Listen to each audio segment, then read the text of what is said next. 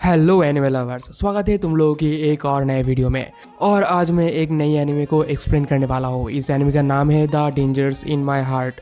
इस एनिमे के total 2 seasons है शायद, या फिर 3 भी हो सकता है। तो मैं उन दोनों या फिर तीनों सीजन्स को ही इस चैनल में एक्सप्लेन करने वाला हूँ। अगर तुम लोगों को देखना है, ये एनिमे देखना है, तो तुम लोग इस चैनल को सब्सक्राइब कर सकते हो। और सच बताओ तो ये एनिमे बहुत ही ज़्यादा शानदार एनिमे है। तुम लोग एकदम इस एनिमे की स्टोरी में खो जाने वाले हो। तो ज़्यादा बकवास ना करते हुए चलिए एक्सप्लेनेशन शुरू करते हैं। लेकिन यार, एक्सप्लेनेशन से पहले ज़रा इस ऐप को देख लो। दरअसल मैंने इस ऐप को खुद बनाया है, सिर्फ और सिर्फ तुम लोगों के लिए, क्योंकि मुझे पता है कि तुम लोगों को एनिमे कितना ज़्यादा पसंद है। और आई नो कि तुम लोगों को एनिमे वाले वॉलपेपर्स भी पसंद होगा, ताकि तुम लोग उसे अपने मोबाइल पे या फिर कहीं और वगैरह अपनी डीपी में कहीं पर भी यूज़ कर सकते हो। तो मैंने इस वॉलपेपर ऐप को बनाया है, जहाँ से तुम लोग बहुत ही इजीली अपने वॉलपेपर्स चूज़ कर सकते हो, डाउनलोड वगैरह कर सकते हो, या फिर अपने मोबाइल में सेव भी कर सकते हो। तो इसका लिंक मैं डिस्क्रिप्शन में डाल दूंगा, तो तुम लोग प्लीज़ जाके एक बार देख लेना, ठीक है ना। और कमेंट में ज़रूर बताना कि वो ऐप तुम लोगों को कैसा लगा। ओके, तो अब एक्सप्लेनेशन शुरू करते हैं। एनिमे की शुरुआत में हमें हमारी कहानी की मेन कैरेक्टर को दिखाया जाता है, जो एक जगह पर अकेला बैठकर अपनी एक एनसाइक्लोपीडिया पढ़ रहा था। और इसे देखकर हम लोगों को थोड़ा सा साइको भी लग रहा था, क्योंकि इसकी लुक वगैरह, हाव भाव वगैरह और फिर इसकी कैरेक्टर वगैरह हम लोगों को थोड़ा सा अलग टाइप का, थोड़ा सा साइको टाइप का लगता है। लेकिन बाद में जाके ये सब कुछ खुलासा होगा कि ये बंदा कैसा है। तो वो इंसाइक्लोपीडिया पढ़ रहा था, और वहाँ पर मौजूद सभी के सभी बंदे के ऊपर वो बहुत ही ज़्यादा इरिटेट हो रहा था। तभी वहाँ पर हम देखते हैं कि 2 बंदे आपस में बात कर रहे थे, और उनमें से एक बंदा आकर हमारे मेन कैरेक्टर से टकरा जाता है। और तभी वो सोचने लगता है कि इस बंदे को कैसे मारा जाए, कैसे किल किया जाए। और वो तभी खड़ा हो जाता है, अपनी पॉकेट से एक चाकू निकालता है, और उस चाकू की मदद से उस बंदे की टुकड़े टुकड़े टुकड़े टुकड़े कर देता है। लेकिन तभी हमें पता चलता है कि ये बंदा तो अपने ही दिमाग में सोच रहा था ये सब कुछ। और फिर वो अपने हाथ को संभाल लेता है, ताकि वो अपनी पॉकेट से छुरी ना निकाले। और फिर वो दोबारा से अपनी इंसाइक्लोपीडिया पढ़ने लगता है, और वो तभी बोलने लगता है, अपने मन में बोलने लगता है कि मैं यहाँ पर मौजूद सभी के सभी बंदों को मारना चाहता हूँ, और ख़ास करके तो उस लड़की को मारना चाहता हूँ जो इस क्लास की सबसे ज़्यादा खूबसूरत लड़की है। और वो लड़की एक मॉडल भी है, और इस लड़की का नाम है यामादा अन। और फिर वो बोलता है कि ये लड़की एक मॉडल है, लेकिन मुझे इससे घंटा भी फ़र्क नहीं पड़ता। मैं बस चाहता हूँ कि इसकी इस खूबसूरत चेहरे में मैं पेन देखना चाहता हूँ। और तभी वो लड़की उसकी तरफ घूम के देखता है, हमारे मेन कैरेक्टर की तरफ घूम के देखता है। और हमारा भाई यहाँ पर थोड़ा सा घबरा जाता है, और अपनी आँख उस लड़की से हटा लेता है। और फिर हमारा भाई बोलता है कि उसकी मौत तो मेरे हाथों में ही तय है, बिच। और फिर बोलता है कि मेरा दिमाग ख़राब हो रहा है। और कुछ समय बाद हम देखते हैं कि हमारा भाई वहाँ से उठ के ये बोलते हुए चलने लगता है कि ये जगह कुछ ज़्यादा ही शोर शराबे भरा है, और ये जगह बिल्कुल ही अच्छा नहीं है पढ़ने के लिए। इसीलिए वो वहाँ से उठ के एक क्वाइट प्लेस में जाने लगता है, जो कि होता है लाइब्रेरी। और लाइब्रेरी की गेट के सामने आकर खड़ा हो जाता है, और वो बोलता है कि ये प्लेस बहुत ज़्यादा क्वाइट है और पढ़ने के लिए अच्छा है। तो वो जब गेट को खोलता है, तब वो देखता है कि वहाँ पर यामादा पहले से ही बैठी हुई है, और वो खाना खा रही थी, एक राइस बॉल खा रही थी। और यहाँ पर यामादा भी भाई की तरफ घूम के देखती है, लेकिन वो अपनी खाना नहीं रोकती, और हमारा भाई वहाँ से चल के घुस जाता है लाइब्रेरी के अंदर। तो हमारा भाई जब अंदर जा ही रहा था, तभी वो लड़की यामादा उसे कुछ बोलने लगती है। मतलब उसके मुंह में राइस बॉल था, इसलिए वो ठीक से बोल नहीं पा रही थी, लेकिन वो कुछ तो बोलती है, जो सुनकर हमारा भाई तो पहले समझ नहीं पा रहा था कि क्या बोल रही है, और बाद में नहीं समझ पाता कि क्या बोल रही है। और फिर वो बोल देता है कि हाँ सी, और क्यों नहीं। मतलब उसे समझ भी नहीं आया कि उस लड़की ने क्या बोला था, लेकिन फिर भी उसे वो कह दिया कि हाँ ठीक है, कोई बात नहीं। और फिर वो अंदर चला जाता है, और अंदर से ही वो उस लड़की को, यामादा को ऑब्जर्व करने लगता है। और वो अपने दिमाग में ये सोचने लगता है कि क्या यही मेरे पास सबसे ज़्यादा बढ़िया मौका है उसे मर्डर करने का, उसे किल करने का। और फिर वो दोबारा से सोचता है कि नहीं नहीं, ये अच्छा वक्त नहीं है, या अच्छा मौका नहीं है। दरअसल मुझे थोड़ा सा ऑब्जर्व करना होगा इस लड़की को। और वो देखता है कि वो लड़की दोबारा से अपने बैग में से एक और चिप्स की, बड़े वाले चिप्स की पैकेट निकालती है, और गाते हुए झूमते हुए खाने लगती है। और ये देखकर हमारा भाई सोचता है कि आखिर ये लड़की कर क्या रही है भाई, और ये तो पार्टी पैक है चिप्स का, और इतनी बड़ी पार्टी पैक ये कैसे खा रही है, और ये तो गोरिल्ला की तरह आवाज़ कर रही है। और हमारा भाई दोबारा से अपनी किताब में कंसंट्रेट करने लगता है। और हमारा भाई का नाम है क्योतारो इचिकावा, मैं इसे क्योतारो ही बुलाऊंगा, ठीक है ना। अब क्योतारो को दोबारा से कुछ अजीबोगरीब आवाज़ सुनाई देता है उस लड़की की तरफ से। तो वो जब छुप छुप के देखता है दोबारा से उस लड़की को, तब वो देखता है कि वो अपनी प्रेजेंटेशन बनाने की काम में लग चुकी थी, और वो यहाँ पर कुछ प्रेजेंटेशन बना देती है। मतलब एक ब्रश से कुछ तो लिख देती है, मतलब जापानीज में एक पेपर के ऊपर कुछ तो लिखती है, और वो सोचती है कि मेरा प्रेजेंटेशन कंप्लीट हो चुका है। और तभी वो अपना कटर ढूंढने लगता है अपनी बैग में, और वो देखती है कि उसकी कटर उसके बैग में मौजूद नहीं है। तभी क्योतारो सोचने लगता है कि मेरे पास एक कटर है, क्या मैं उसे ये कटर दे दूँ। तभी वो सोचता है कि अगर मैं उसे ये कटर दूंगा तो अगर वो मुझे ये पूछ लिया कि मैं ये कटर कर क्या रहा हूँ तब मैं क्या जवाब दूंगा। तो ये सोचकर वो सोचता है कि वो कटर नहीं देगा। तभी दोबारा से यामादा के पास से एक और पेपर फटने की आवाज़ सुनाई देता है और क्योतारो देखता है कि यामादा अपने हाथों से न्यूज़पेपर को फाड़ रही थी। तो इसीलिए क्योतारो उसे रोकते हुए उसके पास जाता है और उसे अपनी कटर दे देता है, जो देखकर पता नहीं क्यों यामादा बहुत ज़्यादा खुश हो जाती है। और ये एनिमे वाली लड़कियाँ इतनी जल्दी खुश क्यों हो जाती है भाई, मुझे नहीं पता, कमेंट में बताना। और यामादा बोलती है थैंक यू क्योतारो। और जो सुनकर क्योतारो हमारा भाई तो बहुत ज़्यादा शर्मा जाता है और वो दौड़ते हुए लाइब्रेरी की एक शेल्फ के पीछे आकर शर्माने लगता है बहुत ही तेज़ी से। और शेल्फ के पीछे क्योतारो कुछ ज़्यादा ही खुश हो रहा होता है।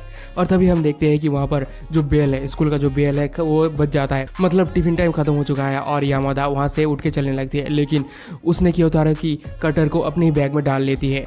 और जो देखकर क्योतारो उसके पीछे दौड़ने लगता है, मेरा कटर कहते हुए। लेकिन यामादा उसकी एक भी बात नहीं सुन पाती क्योंकि क्योतारो कुछ ज़्यादा ही धीरे से बोल रहा था। तो यामादा जब बाहर निकलती है तभी उसके सामने उसकी एक और दोस्त खड़ी थी। तो वो दोनों थोड़ा सा आपस में बात करने लगती है और वो लड़की पूछती है कि यामादा तुम कहाँ थे पूरे लंच टाइम तक। तो यामादा बोलती है कि मैं लाइब्रेरी में थे। अब यामादा क्योतारो के पास आकर उसके हाथ में अपनी चिप्स के पैकेट पकड़ाने लगती है। तो यहाँ पर क्योतारो ये सोचने लगता है कि शायद यामादा उसे चिप्स खाने के लिए दे रही है। लेकिन तभी यामादा ये देखती है कि उसकी चिप्स के पैकेट के अंदर कुछ चिप्स अभी भी बचे हुए हैं, जो देखकर यामादा उसकी पूरी की पूरी पैकेट को अपने मुंह में उल्टा कर लेता है, जिस वजह से सभी के सभी चिप्स उसके मुंह में आ जाती है और वो उस रैपर को क्योतारो को पकड़ा देती है। मतलब यहाँ पर हमारे भाई को ये समझ आ जाता है कि यामादा दरअसल उसे चिप्स खाने के लिए नहीं बल्कि उस रैपर को फेंकने के लिए दे रहा था। तो अब क्योतारो उस रैपर को फेंकने के लिए डस्टबिन के पास आता है और फैलने से पहले ही उस रैपर को इतनी कस के पकड़ता है मानो कि वो यामादा को ही हग कर रहा है। अब हमें नेक्स्ट दिन दिखाया जाता है जहाँ पर क्योतारो स्कूल में पहुँच चुका था और वो यही सोच रहा था कि उसकी कटर उसकी बैग में है, मतलब यामादा की बैग में है। और वो जब क्लासरूम के अंदर एंटर करता है तब वो देखता है कि उसकी कटर पहले से ही उसकी डेस्क में रखा हुआ है। तो क्योतारो जब उस कटर को अपने हाथ लगाता है तब वो देखता है कि उसकी कटर अभी भी वर्म है, यानी कि, और वो यहाँ पर ये सोचने लगता है कि इसका मतलब यामादा उस कटर को हर टाइम अपने हाथ में रखा था स्कूल आने वक्त। और ये सोचकर ही वो बहुत ज़्यादा उतावला हो रहा था भाई, मतलब मेरे तरह ही है ये बंदा। तो ये सोचते सोचते वो बैठ ही जाता है और तभी वो अचानक उसके दिमाग में ये क्लिक होता है कि यामादा को ये पता है कि क्योतारो किस डेस्क में बैठता है। अब थोड़ी देर बाद हम देखते हैं कि क्लास शुरू हो चुका है और सर सभी लोगों को बोलता है कि चलो अपने अपने प्रेजेंटेशंस दिखाओ, और सभी लोग धीरे धीरे करके प्रेजेंटेशंस दिखाने के लिए चले जाते हैं। तभी क्योतारो ये नोटिस करता है कि यामादा और उसके ग्रुपमेट्स अपनी प्रेजेंटेशन को लेकर बात कर रहे थे, जहाँ पर उन लोगों की एक टीममेट ये बोलता है कि मैंने तुम्हारी प्रेजेंटेशन को फेंक दिया है क्योंकि वो प्रेजेंटेशन बहुत ज़्यादा खराब बनी थी और मैंने एक नया प्रेजेंटेशन बनाया है। जो सुनकर यामादा तो बहुत ज़्यादा खुश होती है, लेकिन इस तरफ क्योतारो कुछ ज्यादा ही गुस्सा होता है और वो बोलता है कि लड़कियां कभी भी हम लोगों की फीलिंग्स समझ नहीं पाएगी, लड़कियां एक लड़की की फीलिंग्स नहीं समझती है यार, ये लड़की कितनी ज्यादा क्रूर है, मैं इसे मार डालूंगा। वो लड़की बोलती है कि तुम अपनी टाइटल में, अपनी प्रेजेंटेशन के टाइटल में चॉकलेट भी लगा दिया था, इसीलिए मैंने तो उसे और भी ज्यादा फेंक दिया है। जो सुनकर क्योतारो सोचता है कि चलो कोई बात नहीं, ये भी सही है। अब एक एक करके सभी लोग अपना अपना प्रेजेंटेशन देने लगता है और जब यामादा की प्रेजेंटेशन देने की बारी आती है तब क्योतारो सिर्फ और सिर्फ यामादा को ही देखे जा रहा था और वो सोचता है कि उसके अंदर तो कोई भी बिल्कुल भी लाइफ बची नहीं है, क्योंकि वो बहुत ज़्यादा उदास दिख रही थी, यामादा बहुत ज़्यादा उदास दिख रही थी और वो सोचता है कि ये सब कुछ इस लड़की की गलती है। और उसके बाद हम देखते हैं कि क्योतारो की बारी थी प्रेजेंटेशन देने की और क्योतारो यहाँ पर बोलता है कि मैंने सारे के सारे प्रेजेंटेशन मैंने ही बनाया है, तो बाकी का सारा काम इन दोनों के ऊपर है। और यहाँ पर भी क्योतारो खड़े होकर सिर्फ और सिर्फ यामादा को ही तारे जा रहा था। तो क्योतारो यामादा को देख ही रहा था कि तभी वो ये नोटिस करता है कि यामादा वहाँ पर अचानक से रो पड़ती है, जो देखकर क्योतारो सोचता है कि आखिर ये रो क्यों रही है यार। और वो ये सोचता है कि शायद यामादा ने बहुत ही ज़्यादा मेहनत से उस प्रेजेंटेशन को बनाया था और उस लड़की ने इस प्रेजेंटेशन को बर्बाद कर दिया था, इसीलिए शायद वो रो रही है। और तभी अचानक खिड़की के बाहर से एक अजीबोगरीब हेलीकॉप्टर उड़ने लगती है और जिसे देखने के लिए सभी बंदी खिड़की की तरफ देखता है, जो देखकर क्योतारो ये सोचता है कि आखिर सभी लोग खिड़की की तरफ क्यों देख रहे हैं, अगर उन लोगों ने देख लिया कि यामादा रो रही है तो सब लोग क्या सोचेंगे। और वो सोचता है कि मुझे इन लोगों को डिस्ट्रैक्ट करना होगा और वो अपनी जेब में से एक कटारी निकालता है, मतलब एक कटर निकालता है और अपनी प्रेजेंटेशन को ही फाड़ देता है, जो देखकर सभी लोग तो बहुत ज्यादा ऑकवर्ड फील करता है। और सभी लोग सोचते हैं कि आखिर ये बंदा इतना ज्यादा अजीब क्यों है। उसके टीम मेंबर्स पूछते हैं कि आखिर तुमने ऐसा क्यों किया, तो वो बोलता है कि हम लोगों का तो प्रेजेंटेशन खत्म हो चुका है, इसीलिए ये इतना ज्यादा मायने नहीं रखता। और यहाँ पर ये सीन कट हो जाता है और अगले सीन में हम देखते हैं कि यामादा किसी के ऊपर बैठा हुआ है, मतलब यामादा एक और लड़की के ऊपर बैठी हुई है और वो लोग आपस में कुछ एक टॉपिक के ऊपर बातें कर रहे थे। तभी वो लड़की चीख उठती है और वो बोलती है कि बहुत हो गया जायंट, चलो हम दोनों अपना जगह स्विच करते हैं। मतलब यामादा थोड़ा सा हेल्दी थी और वो बहुत ज्यादा लंबी थी, इसीलिए उसे थोड़ा सा जायंट टाइप का दिख रहा था और वो अपनी स्कूल में हर बंदा बंदी से बहुत ज्यादा लंबी थी। तो वो दोनों यहाँ पर अपना जो पोजीशन है वो स्विच कर लेते हैं और उन दोनों की इस हरकत को देखकर पीछे 2-4 बंदे आपस में ही थोड़ा बहुत बातचीत कर रहे होते हैं और उनमें से एक बंदा बोलता है कि जो लड़कियां ऐसे ऐसे हरकत करते हैं वो लड़कियां बहुत ही ज्यादा सेक्सिस्ट होते हैं, मतलब उन लोगों के दिमाग में सिर्फ और सिर्फ सेक्स घूमते रहता है। और फिर वो बंदा बोलता है कि यामादा तो मेरे साथ बहुत ज्यादा अच्छी लगेगी वगैरह वगैरह बकने लगता है। मतलब वो लिटरली उसके साथ अपनी फ्यूचर वगैरह सोच रहा होता है। तभी वो एक और बंदे को पूछता है कि तुम्हारा टाइप क्या है। तभी वो बंदा एक और लड़की को दिखाता है जो थोड़ा सा मोटी टाइप की थी और उसका नाम था हारा। और वो बंदा बोलता है कि शायद मेरा टाइप हारा जैसी लड़की है। अब नेक्स्ट सीन में हम देखते हैं कि कियोतारो दोबारा से लाइब्रेरी में चला जाता है और यामादा पहले की तरह वहां पर बैठ के खाना खा रही होती है और कियोतारो लाइब्रेरी के अंदर आकर दोबारा से उस शेल्फ के पीछे चला जाता है जहाँ पर वो खड़े होकर बेसिकली किताब वगैरह पढ़ता है। तभी हम देखते हैं कि हारा उस लाइब्रेरी के अंदर चली आती है और यामादा उसे पूछती है कि तुम यहाँ पर क्या कर रही हो। तो हारा बताती है कि किसी ने मुझे यहाँ पर आने के लिए बोला है। तो यहाँ पर यामादा उसे कुछ खाने के लिए बोलती है, लेकिन हारा बोलती है कि दरअसल मैं डाइट में हूँ इसीलिए मैं ये चॉकलेट वगैरह नहीं खा सकती। तो यहाँ पर यामादा उसे थोड़ा बहुत मोटिवेशन स्पीकर्स की तरह मोटिवेशन देने लगती है। वो बोलती है कि मुझे जो पसंद होता है मैं वही खाती हूँ, मैं कभी भी डाइट वगैरह नहीं करती हूँ वगैरह वगैरह। तो लेकिन हारा बोलती है कि हाँ मुझे पता है लेकिन मैं ये नहीं खा सकती। और थोड़ी देर बातचीत होने के बाद हम देखते हैं कि काज़ाकी भी मतलब वही वाला बंदा यहाँ पर पहुंच जाता है और वो ये बोलता है कि ओ हारा तुम यहाँ पर पहुंच चुके हो पहले से ही। और काज़ाकी भी वहाँ पर आकर बैठ जाती है और हारा के साथ थोड़ी बहुत बातचीत करने लगती है। मतलब यहाँ पर हम लोगों को ये समझ आता है कि काज़ाकी हारा को पसंद करता है, थोड़ा बहुत पसंद करता है, मतलब बहुत ज़्यादा शायद पसंद करता होगा, मुझे क्या पता, मुझे क्यों पूछ रहे हो बे। तो पसंद करता है और वो लोग यहाँ पर बातचीत वगैरह करने लगता है। लेकिन यहाँ पर मुझे ये लग रहा था कि मतलब इन लोगों को भी ये लग रहा था कि यामादा शायद इन लोगों के बीच एक कबाब में हड्डी बना है। और सेल्फ के पीछे से तो कियोतारो चीख चीख के बोल रहा होता है कि यामादा उन दोनों को अकेला छोड़ दो, उन दोनों को अकेला छोड़ दो वगैरह वगैरह चीखे जा रहा था। मतलब वो अपने मन में चीख रहा था, उसकी चीख इन तीनों को ही सुनाई नहीं दे रहा था। तो ऐसे ही थोड़ी देर बीतने के बाद अचानक से कियोतारो के हाथ से सेल्फ से एक बुक नीचे गिर जाती है और तभी यामादा यहाँ पर थोड़ा सा सतर्क हो जाता है और वो बोलती है कि शायद कोई बिल्ली होगी और वो करने लगती है। मतलब वो कियोतारो को ये इशारा दे रही थी कि बिल्ली की तरह एक्ट करो, बिल्ली की तरह एक्ट करो। और यहाँ पर कियोतारो के पास और कोई चारा नहीं रहा था और इसलिए वो घबराते हुए बिल्ली की तरह एक्ट करने लगती है।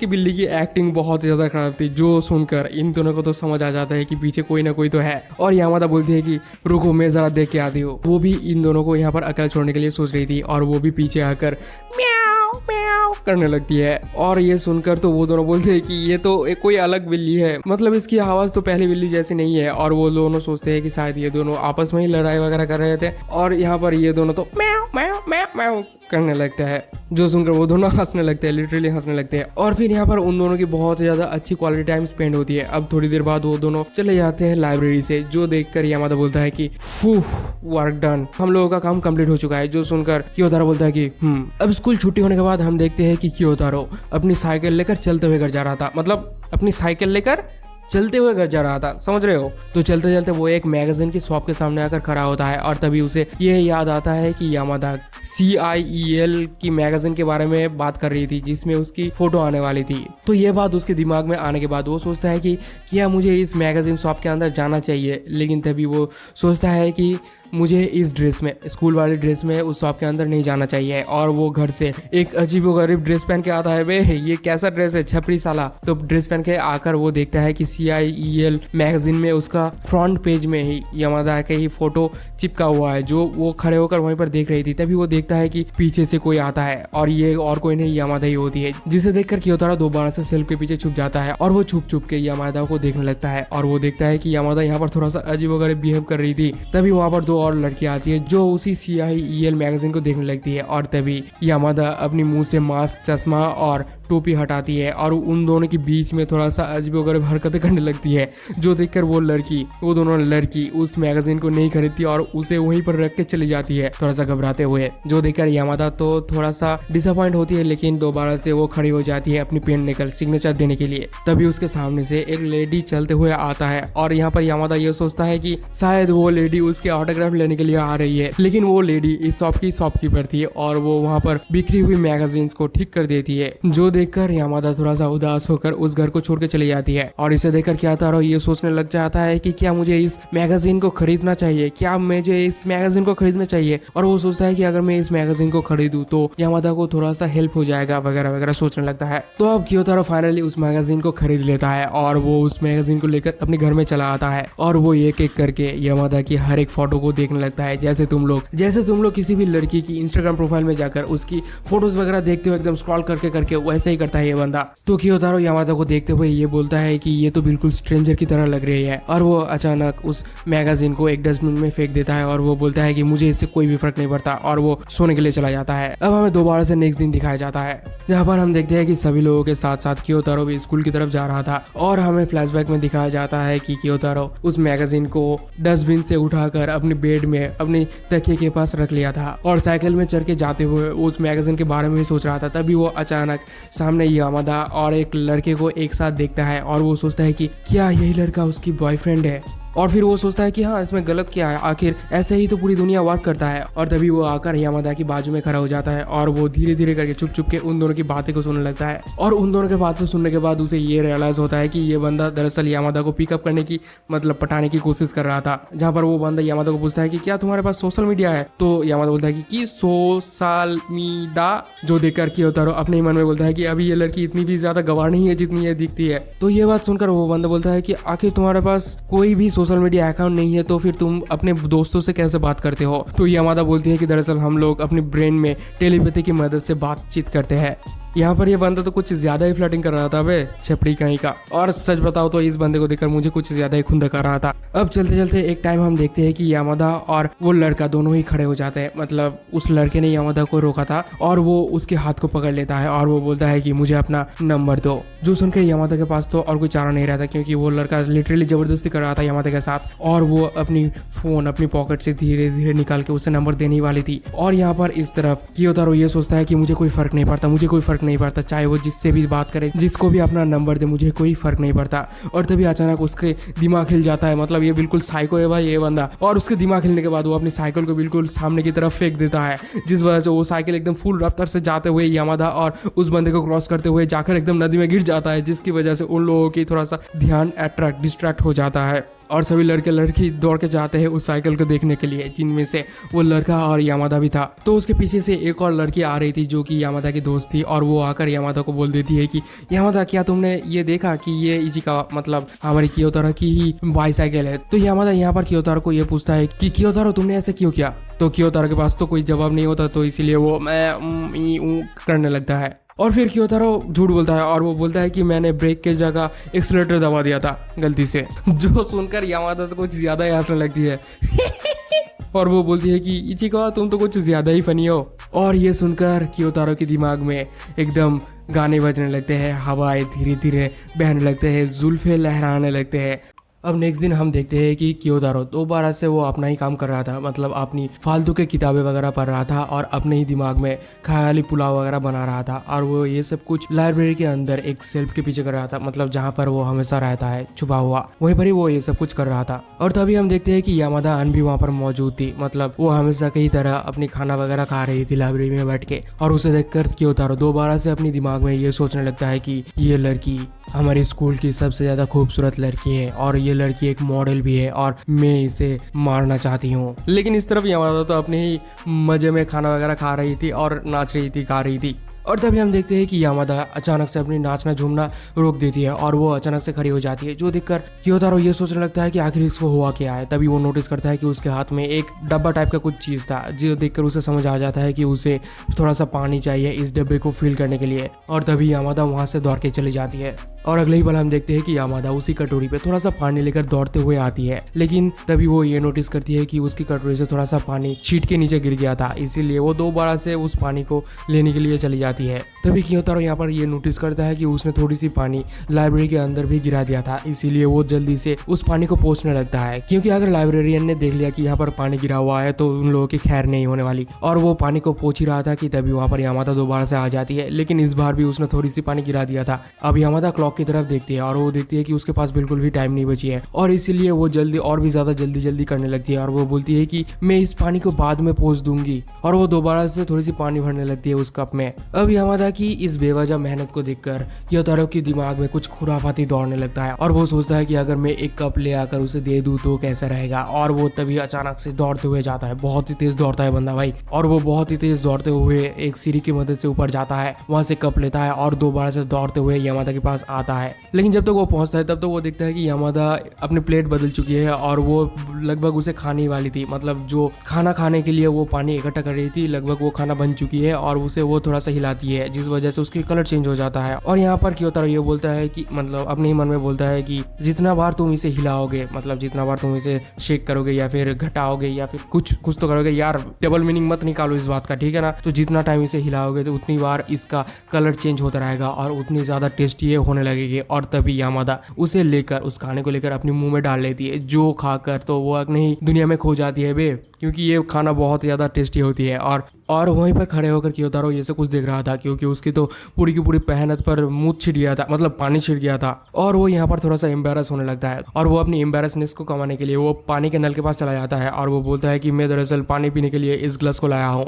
अब क्योतारो की पानी पीना खत्म होते ही यामादा जो है वो अपनी ट्रैश को क्योतारो को पकड़ा देती है और वो बोलती है कि तुम इसे रख सकती हो। और यामादा यहाँ पर सोचने लगता है कि दोबारा से उसने मुझे अपनी ट्रैश दी है। अब यहाँ पर सीन कट हो जाता है और दूसरे सीन में हमें क्लासरूम के सीन को दिखाया जाता है, जहाँ पर हम देखते हैं कि क्योतारो अपनी डेस्क में बैठकर ये सोच रहा था कि उसने दोबारा से मेरे प्रीसियस टाइम को छीन लिया है और मुझे जब भी मौका मिलेगा मैं उसे कर दूंगा, मतलब समझ लो इसके दिमाग में क्या क्या चलता रहता है। और दूसरी तरफ हम यामादा को देखते हैं और उसे बहुत ज्यादा गर्मी लग रही होती है, इसलिए वो एक पंखे लेकर अपने को हवा कर रही थी। तभी उसकी एक दोस्त आकर उसके पंखे को छीन लेती है और वो बोलती है कि अब मेरी टर्न है। और तब यामादा बोलती है कि चलो ठीक है, तो तुम मुझे हवा कर दो। तो वो लड़की बोलती है कि ये कभी भी नहीं होने वाली है। और तभी उन लोगों के दिमाग में एक खुराफाती आइडिया आता है और अगले पल हम देखते हैं कि वो चारों लड़कियां दोस्त है और वो चारों लड़कियां एक दूसरे को हवा कर रहे होते हैं। और तभी अचानक से क्योतारो के दिमाग में एक और अजीबोगरीब ख्याल चलने लगता है और वो ये सोचने लगता है कि अगर मेरे एग्जीक्यूशन करने से पहले, अगर मेरे यामादा को मारने से पहले यामादा ने मुझे एग्जीक्यूट कर दिया तो क्या होगा, अगर यामादा ने मुझे पहले ही मार दिया तो क्या होगा, अगर उसका प्लान यही है कि मुझे एक खोपचे में ले जाकर, मतलब लाइब्रेरी में ले जाकर मार डालना है तो क्या होगा। और ये सोचकर ही तो उसके रोंगटे खड़े हो जाते हैं वे मतलब ये साइको है या फिर क्या है मुझे नहीं पता यार, मुझे मत पूछना, कमेंट सेक्शन में तुम लोग बता देना कि इसकी दिमाग आखिर ऐसा क्यों है। दूसरी तरफ गर्मी से यामादा की तो बहुत ज़्यादा हालत ख़राब हो रही थी और गर्मी से वो एकदम पसीना पसीना लथपथ हो जा रही थी, जिस वजह से उसकी स्कूल शर्ट भी पसीने से लथपथ हो जा रही थी, जिसे देखकर क्योतारो के दिमाग में आता है कि अगर वो पसीने से लथपथ हो जाती है तो। और तभी हम देखते हैं कि उसके पीछे 3 बंदे यामादा को देखकर अजीबोगरीब इशारे वगैरह करने लगते हैं। भाई वो दोनों, एक बंदा था और एक बंदे की पॉम पॉम दबाने लगते हैं। और सच बताओ तो ये वाला बंदा भी मजा ले रहा था, उसके पॉम पॉम दबा रहा है फिर भी ये मजा ले रहा है, कैसा बंदा है। व्हाई आर यू गे। अब वो लड़का जो पॉम पॉम दबा रहा था उस लड़के की, वो जाता है यामादा के पास, मतलब जाने लगता है यामादा के पास। तभी क्योतारो अपने दिमाग में सोचता है कि अगर ये वहां पर चला गया तो कुछ अजीबोगरीब, कुछ ऑकवर्ड मोमेंट क्रिएट हो जाएगा, तो इसीलिए वो अपनी कटर को नीचे फेंक देता है। और तभी वो लड़का उस कटर को उठाकर क्योतारो को दे देता है और तभी क्योतारो यहाँ पर थोड़ा सा ऑकवर्ड, थोड़ा सा सस्पिशियस वाला लुक देने लगता है और धीरे धीरे कुछ तो कहने लगता है, खून खराबे वाले कुछ सीन कहने लगता है और अपनी कटर को निकालने लगता है, जो देखकर उसकी तो फटके 4 हो जाता है भाई, मतलब उस बंदे की फटके 4 हो जाता है। और तभी हम देखते हैं कि यामादा और उसके दोस्त उस क्लासरूम से बाहर जा रहे थे, कहां पर जा रहे थे मुझे नहीं पता। और अगले ही पल हम देखते हैं कि क्योतारो भी वहां से उठ के जाने लगता है, लेकिन जाते वक्त उसके कान में उन लोगों की, उन लड़कियों की आवाज सुनाई देता है और वो लोग कुछ तो बात कर रहे थे। और तभी हम देखते हैं कि यामादा जो है अपनी बेस्ट फ्रेंड की पीठ पे चढ़ चुकी थी और यहाँ पर उसकी बेस्ट फ्रेंड उसे लेकर जा रही थी। भाई ये लड़की एकदम छोटी सी है और यामादा इतनी ज्यादा जायंट है, फिर भी ये लड़की उसे उठा रही थी। अब नेक्स्ट सीन में हम देखते हैं कि वो दोनों दोबारा से लाइब्रेरी में आ चुके थे और लाइब्रेरी में वो हर रोज की तरह दोनों ही अपने अपने काम कर रहे थे। क्योतारो अपना किताब पढ़ रहा था, वो भी एक पंखे लेकर अपने आप को हवा करते हुए, और यामादा अपने ही तरह अपने ही मन में खा रही होती है। तभी यामादा क्योतारो को देखकर बोलती है कि क्या मैं वो ले सकती हूँ। तो क्योतारो यामादा को अपनी पंखा दे देता है और यामादा उस पंखे को लेकर अपने आप को हवा करने लगती है। तभी उसे अचानक से कुछ एक एक अलग टाइप का स्मेल आता है उस पंखे से, जो सुनकर वो बोलती है कि ये तो बहुत ही अच्छा स्मेल कर रहा है। तो ये बात सुनकर कियोतारो बोलता है कि नहीं, ये स्मेल नहीं कर रहा। तो यामादा बोलती है कि जरा इसे सूंघ के देखो। तो कियोतारो उसके पास आता है और उसे थोड़ा सा सूंघता है, और तभी अचानक उसकी नजर कहीं और जगह पर पड़ता है वे, और स्वेटिंग के वजह से उसके दिख रहे थे, जो देखकर वो थोड़ा सा शर्मा जाता है। तभी अचानक यामादा को किसी की फोन आती है और वो बोलती है कि क्या मेरी बेस्ट फ्रेंड यहाँ पर आने वाली है। तो इसीलिए वो जल्दी से करके बेंच के नीचे छुप जाती है और कियोतारो को बोलती है कि यहाँ पर बैठ जाओ, जल्दी से, जल्दी करो, हरी आओ। तो कियोतारो उस बेंच पे जल्दी से बैठ जाता है, और तभी हम देखते हैं कि उसकी बेस्ट फ्रेंड लाइब्रेरी के अंदर आती है और वो पूछती है, कियोतारो को पूछती है कि क्या तुमने यामादा को कहीं पर देखा है। तो कियोतारो बोलता है कि नहीं, मैंने तो कहीं उसे कहीं पर भी नहीं देखा है। तभी वो लड़की इधर उधर देखने लगती है और उसकी नजर में थोड़ा सा स्नैक पड़ती है, और वो आकर उसी बेंच पे बैठ जाती है और वो उसे थोड़ा सा पास्ट की बातें बताने लगती है, जहाँ पर वो बोलती है कि यामादा हर वक्त खाती रहती है, इसीलिए मैं उसके लिए हर वक्त चिंतित रहती हूँ और मैं उसे मना करती हूँ इस सब कुछ खाने के लिए। और ये सब कुछ बातें यामादा जो है उस बेंच के नीचे से सुन रही थी और थोड़ा सा रिग्रेट भी फील कर रही थी, क्योंकि वो सोचती है कि यार ये लड़की कितनी ज्यादा औसम है, मतलब ये लड़की कितना ज्यादा फिक्र कर रही है मेरी। तो और वो लड़की यहाँ पर यामादा की कुछ ज्यादा ही तारीफें करने लगती है, मानो कि वही इसके प्यार में पागल हो चुकी है। और यामादा अपनी इतनी सारी तारीफ सुनने के बाद नीचे से, टेबल के नीचे से आने लगती है, लेकिन आते वक्त वो कियोतारो के पैर में हाथ रखती है, जिस वजह से कियोतारो यहाँ पर बहुत ज्यादा शौक में चली जाती है। अब वो लड़की बोलती है कि ये सब कुछ तो मेरी ट्रिक थी तुम्हें नीचे से बाहर लाने के लिए, लेकिन यामादा बोलती है कि लेकिन ये सब कुछ तो सही है ना। लेकिन दूसरी तरफ हम देखते हैं कि कियोतारो की इतने ज्यादा हालत खराब हो चुकी थी कि वो तो एकदम जमीन में लिपट गया था, मतलब बेंच पे लिपट गया था। लेकिन एक मिनट, ये बंदा बाथरूम में क्यों जाता है? अब नेक्स्ट सीन में हम देखते हैं कि स्कूल में कल्चरल फेस्टिवल होने वाली है, इसीलिए सभी स्टूडेंट्स तैयारी में जुट जाते हैं। सभी लोग यहाँ पर काम वगैरह कर रहे थे, लेकिन कियोतारो एक जगह पर खड़े होकर ये सोच रहा था कि अबे ये सब लोग एक फेस्टिवल में इतना ज्यादा टाइम वेस्ट क्यों करते हैं, हंड्रेड्स ऑफ टाइम वेस्ट क्यों करते हैं, ये सब तो एक फालतू काम है। तभी वहाँ पर यामादा आ जाती है और यामादा आकर कियोतारो को पूछती है कि क्या तुम मेरी मदद करोगे लिखने के लिए, क्योंकि तुम्हारे हैंड राइटिंग बहुत ही ज्यादा अच्छे है और मैंने तुम्हारी पिछली वाले प्रेजेंटेशन वाली हैंड राइटिंग देखी थी और वो हैंड राइटिंग बहुत ही ज्यादा अच्छी थी, इसीलिए क्या तुम प्लीज हमारे मदद कर सकते हो। तो ये बात सुनकर यामादा के मुंह से ये बात सुनकर कियोतारो तो उसे मना नहीं कर पाता, क्योंकि उसकी मुंह तो किसी के सामने नहीं खुलता और यामादा के सामने तो और भी नहीं खुलता। लेकिन वो यहाँ पर बोलता है कि हाँ मैं मदद कर दूंगा, लेकिन उससे पहले मैं बाथरूम जाना चाहता हूँ। लेकिन एक सेकेंड, दोबारा से बाथरूम? खैर छोड़ो। अब अगले पल हम देखते हैं कि यामादा दोबारा से वहां पर पहुंच जाता है उन लोगों की मदद करने के लिए, और वो वहां पर आकर हारा को थोड़ा सा इंस्ट्रक्शन देने लगता है। लेकिन तभी अचानक उसकी नजर कहीं और पड़ता है। वे साला ये लड़का थोड़ा सा ठरकी है, मतलब इसके अंदर क्या क्या खूबियां छुपा हुआ है वो मुझे भी नहीं पता। और वो देखते ही जाता है, देखते ही जाता है, जिराफ की तरह अपनी गर्दन को लंबा करके करता जाता है ताकि वो और भी ज्यादा पास से देख पाए उसकी पॉम पॉम को। और उसके आंखें भाई बड़े बड़े हो जाते हैं उसकी पॉम पॉम को देखकर, और वो सोचता है कि क्या है ओरिजिनल है, क्या है रियल है। और हमारा भाई उसकी को ध्यान से प्यार से देख ही रहा था कि तभी पीछे एक वेल के अंदर से, मतलब ये फॉल्स ऑयल है, उसके अंदर से यामादा भूत की कॉस्ट्यूम में निकल आती है एकदम चीखते हुए, जो देखकर कियोतारो तो एकदम बहुत ज्यादा पैनिक कर जाता है और वो बोलता है कि प्लीज मुझे माफ कर दो, मैंने कुछ नहीं किया, मैंने कुछ नहीं किया। और अगले ही पल में हम देखते हैं कि वहां पर उसकी बेस्ट फ्रेंड दोबारा से आ जाती है और वो बोलती है कि तुम ये सब क्या कर रहे हो, कट कट कट, ये सब कुछ नहीं चलेगा। लेकिन यामादा बोलती है कि लेकिन मैंने तो कियोतारो को डरा दिया है, और फिर वो दोनों वहां से दौड़ के चले जाती है। लेकिन हारा यहाँ पर बोलती है कि यामादा की तरह जीरो फिगर कितने अच्छी है यार। अब हम देखते हैं कि उन लोगों की काम खत्म हो चुके हैं, ग्रेव ड्राइंग करने की काम खत्म हो चुकी है, और तभी वहां पर यामादा आ जाती है और वो कियोतारो को पूछती है कि क्या तुम लोगों की काम खत्म हो चुकी है। और तभी अचानक से यामादा की नजर ग्रेव वाली पेंटिंग में पड़ता है और वो देखती है कि वहां पर उसकी ग्रेव बनी हुई है, जो देखकर यामादा तो थोड़ा सा शॉक्ड हो जाती है और वो सोचने लगती है कि आखिर ये किसने किया है। तभी कियोतारो भी देखता है कि वहां पर तो यामादा का नाम लिखा हुआ है, और तभी वहां पर दो चार बंदे और बहुत सारे स्टूडेंट्स आ जाते हैं और यहाँ पर आकर पूछने लगते हैं कि अभी यामादा के नाम यहाँ पर कौन लिखा है, यामादा के नाम यहाँ पर कौन लिखा है। और वो कियोतारो की कॉलर को पकड़ के पूछने लगता है कि क्या इस नाम को तुमने लिखा है। तो कियोतारो यहाँ पर बोलने जाता है कि नहीं, ये नाम तो मैंने नहीं लिखा है। लेकिन कियोतारो बोल देता है कि इसको मैंने ही लिखा है, और वो बोलने लगता है कि वैसे मरना कोई बुरी बात नहीं है और मरने से हम लोगों को मुक्ति मिल जाती है। और उसके ऐसे बोलते ही उसके दिमाग में दोबारा से ये चलने लगता है कि अभी ये सब कुछ मैंने क्या बोल दिया है। और तभी वहां पर हाड़ा आ जाती है और वो पूछती है कि यहाँ पर क्या चल रहा है। तो उसकी बॉयफ्रेंड नहीं है, मतलब उसकी होने वाली बॉयफ्रेंड उसे बताता है कि दरअसल कियोतारो ने यामादा के नाम ग्रेव में लिख दिया है। और ये बात सुनकर वो लड़की बोल देती है कि अरे ये तो मैंने लिखा है, और वो बोलती है कि दरअसल मैंने कॉमन नाम्स को लिखा है और तुम टेंशन मत करो, मैं उसे मिटा देती हूँ जल्दी से। और वो दोनों मिलकर यहाँ पर सभी लोगों के नाम मिटाने लगती है। तभी हम देखते हैं कि यामादा क्योतारो के पास आती है और वो बोलती है कि आई एम सॉरी क्योतारो, और सॉरी बोलते ही यामादा वहां से उठ के चली जाती है। अब हम देखते हैं कि उन लोगों की ग्रेव में से जो नाम है वो मिटाने की प्रोसेस खत्म हो चुकी है। अब हारा यहाँ पर पूछती है कि आखिर यहाँ पर किन लोगों के नाम लिखा जाए, और मेरे दिमाग में किसी का भी नाम नहीं आ रहा है। तो क्योतारो यहाँ पर क्या करता है कि अपनी फैमिली का नाम लिख देता है उन ग्रेव स्टोन्स में और वहां से उठ के चला जाता है, जो देखकर हारा तो थोड़ा सा शॉक्ड हो जाती है। अब अगले सीन में हम देखते हैं कि क्योतारो एक बेसिन में जाकर अपने पैलेट्स वगैरह धो रहा था और वो ये सोच रहा था कि आखिर यामादा ने मुझे सॉरी क्यों बोली है, और वो ये सोच रहा था कि तभी हम देखते हैं कि उसके बगल में आकर यामादा खड़ी हो जाती है और वो यहाँ पर आकर बोलती है कि अगर मेरे मुंह पे थोड़ा सा ब्लड लगा होगा तो ये और भी ज्यादा रियलिस्टिक लगेगा। और वो क्योतारो के ब्रश को लेकर एक लाल पेंट को थोड़ा सा रगड़ने लगती है, लेकिन क्योतारो यहाँ पर बोलता है कि अगर तुम इस लाल पेंट में थोड़ा सा ब्लैक पेंट मिला दोगी तो ये और भी ज्यादा रियलिस्टिक लगेगी। और क्योतारो यहाँ पर उस ब्लैक पेंट को भी मिलाने लगता है उस रेड पेंट के साथ, और ये देखकर यामादा अपनी बालों को पीछे कर लेती है। यार कितनी खूबसूरत है यार ये लड़की, कितनी क्यूट है बे, काश मेरे भी लाइफ में कोई बात नहीं, खैर छोड़ो। और ये देखकर क्योतारो के मन में तो लड्डू फूटने लगते हैं और मेरे भी मन में लड्डू फूट रहे थे। तो यहाँ पर क्योतारो क्या करता है कि अपने ब्रश को उठाता है और धीरे धीरे करके यामादा की फेस की तरफ लेकर जाता है और वो उसके मुंह पे थोड़ा सा पेंट मारता है और वो वहां से दौड़ के भाग जाता है और वो बोलता है कि ये ज्यादा रियलिस्टिक लग रहा है। और उसकी इस हालत को देखकर, उसकी इस बिहेवियर को देखकर यामादा समझ में नहीं पा रही थी कि आखिर वो करे तो क्या करे।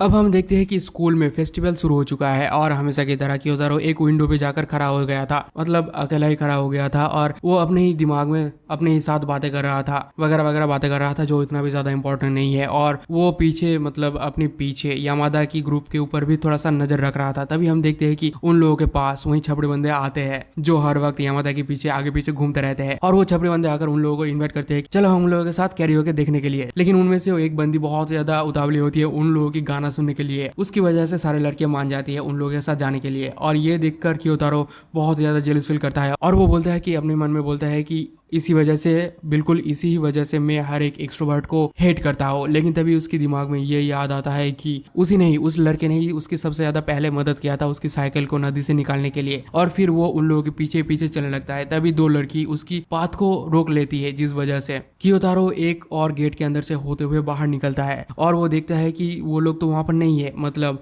यामादा और वो उसकी टोली वहां पर नहीं है। तभी पीछे से यामादा उसके पास आती है और क्योतारो देखता है कि दरअसल वो उन लोगों के सामने आ चुकी है। और यामादा यहाँ पर क्योतारो को लेकर एक रूम के अंदर जाती है जहाँ पर वो लोग देखते हैं कि वहाँ पर पूरी की पूरी जापान की या फिर उस शहर की मैप रखी हुई है, और वो यहाँ पर झुक के उस मैप को देखने लगती है। और यामादा यहाँ पर उस मैप में अपने हाउस को ढूंढने लगती है, तो वो फाइनली अपने मैप को ढूंढ लेती है और वो क्योतारो को पूछती है कि क्योतारो तुम्हारा घर कहाँ पर है। तो क्योतारो उसके पास आता है और वो उसे अपने घर को दिखाने लगता है। तो यहाँ पर यामादा बोलता है कि दरअसल हम लोगों के घर तो बहुत ही ज्यादा पास है, लगभग 1 किलोमीटर से भी कम होगा। तो ये देखकर क्योतारो बोलता है कि शायद मुझे एक पिक्चर ले लेना चाहिए, लेकिन यहाँ पर यामादा को थोड़ा सा गलतफहमी हो जाती है। उसे ये लग रहा था कि क्योतारो उसके साथ एक फोटो खिंचवाना चाहती है और वो उसकी फोन को ले लेती है और उसके साथ एक फोटो खींच लेती है उसके ही मोबाइल में। और समझो यार, एक बंदा जिसकी क्रास है एक लड़की के ऊपर, और वही लड़की तुम्हारे साथ फोटो खिंचा रही है, तो कैसा लगेगा तुम्हें?